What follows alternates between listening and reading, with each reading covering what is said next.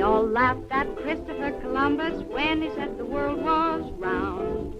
They all laughed when Edison recorded sound. They all laughed at Wilbur and his brother when they said that man could fly. They told Marconi wireless was a phony. It's the same old cry. Welcome back to 100 Years of Television. This is episode number 46, countdown number 61. Is the couch potato there? For 100 weeks that started in October of 2025, this podcast is going to recall the top 100 milestones in the first 100 years of television and video. The countdown is pegged to culminate on September 7th, 2027, the 100th anniversary of the day television as we know it first appeared on Earth. I'm Paul Shatskin, author of The Boy Who Invented Television, the definitive biography of Philo T. Farnsworth, who invented the world's first all-electronic television system. In the last episode, that good, decent boy Elvis Presley appeared on The Ed Sullivan Show, and today, television goes channel surfing. As we have worked our way through the evolution of television and its impact on the world, we have talked mostly about the technology and the earliest forms of programming. Today, we're going to talk about the actual viewing experience. To set the stage, in the U.S. in the mid-1950s, there were somewhere between 35 and 50 million television sets in American homes, representing between 75 and 80% of total households. In Britain, where regular programming had been introduced several years before the United States, some 6 million sets represented less than 40% of total households. Service expanded slowly beyond London after World War II, just reaching the Midlands in February of 1956 and northern England in May of that year. A large portion of the UK still had no television at all. Screen sizes varied from 7 inches measured diagonally to 21 inches, and in the US, fewer than 25,000 of those roughly 40 million televisions were in color, which had been introduced just 2 years earlier. That $1,000 price tag for a 19-inch color set still represented nearly a whole year's salary for the average worker, leaving color mostly a curiosity in department store windows. The typical television of the mid-1950s was equipped with a dial that could only tune in to 12 channels, and too often even that was easier said than done. You do have to be of a certain age to remember rooftop antennas or all the hacks owners used to improve TV reception, like tin foil wrapped around the tips of rabbit ears. Early television broadcasting was notorious for interference between stations. That meant that empty channel space had to separate the channels you could get, which typically meant only 3 to 5 channels were available in any given metropolitan area, usually the 3 national networks and a couple of local stations. To further avoid interference between adjacent channels, those in-between channels were relegated to other distant markets. For example, in the nation's largest market, New York City, television was broadcast on channels 2, 4, 5, 7, 9, 11, and 13. Channels 3, 6, 8, 10, and 12 were assigned to stations in Philadelphia. If your father was clever enough to pick up a Philadelphia station in New York, then he was probably an electrical engineer with a degree from MIT. During the mid-1950s, television service spread slowly around the rest of the world. For those countries that did have the new medium, the content covered the now familiar spectrum of sitcoms, variety shows, quiz shows, westerns, police and crime dramas, children's and family programming, and news and current affairs. But wherever in the world televisions could be found, regardless of nationality or content, the viewing experience had one thing in common. The television sat on one side of the room and was watched from a couch or a chair on the other side of the room. That meant that if you wanted to change the channel, somebody had to get out of their seat, cross the room, and twist a knob. Then you futzed with the antenna to get a decent picture. And if the sound wasn't loud enough when you got back to your seat, well, up you go again. Not much changed until the fall of 1956, when Zenith introduced the first invention that truly altered the viewing experience, the Space Command, the first practical TV remote control. The Zenith Corporation, like RCA, traced its roots to the dawn of radio.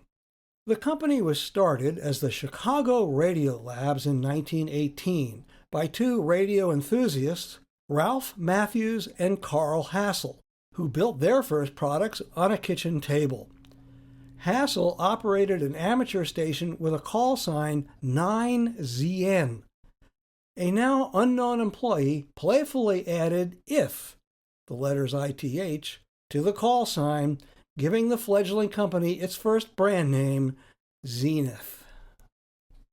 In 1921, Matthews and Hassel teamed up with Eugene McDonald, a flamboyant, self-made millionaire and Navy veteran who was known as the Commander. McDonald's flair for innovation and his energetic style eventually found their way into the company's products and advertising.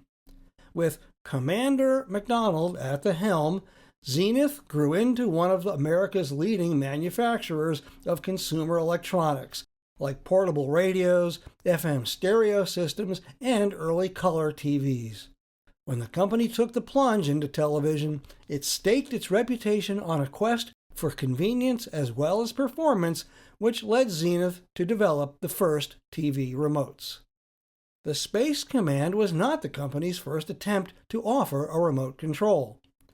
As early as 1950, Zenith offered the Lazy Bones remote, a wired device that let users turn the TV on and off and change the channels. While innovative for its time, the Lazy Bones was tied to an electrical cord, both unsightly and potentially hazardous, between the controller and the TV. In 1955, Zenith tried again with the Flash-Matic, which used a beam of light aimed at photocells on the TV, but that design didn't work well in bright rooms and could be confused by sunlight. In June of 1956, Zenith's Assistant Director of Research, Dr. Robert Adler, filed a patent for a remote control that used ultrasonic sound waves, mechanically generated signals rather than wired or optical signals to transmit commands. Once it was offered to the public as part of Zenith's premium line of new TVs in the fall of 1956, the ultrasonic Space Command quickly became the first widely used wireless TV remote control. The Space Command allowed viewers to change channels and adjust the volume with a satisfying metallic click from the aluminum rods inside the handheld unit, a sound so iconic that the early remotes became known as clickers. Adler's elegant design was quickly integrated into high-end Zenith models, paving the way for a new fixture in American homes. By the early 1980s, the industry shifted from ultrasonic remotes to infrared, which enabled whole new levels of control, convenience, and affordability. With the proliferation of home entertainment systems using infrared, remotes became ubiquitous to the point that every American household had a junk drawer full of them. Once the remote moved from novelty to standard feature, the culture of television viewing shifted in profound ways. Viewers could change channels, change the volume, and turn the power on and off without leaving the couch. And, as one commercial noted without any irony, the remote could shut off the sound of loud, annoying TV commercials. This new level of convenience naturally lent itself to satire, which eventually became part of the vernacular.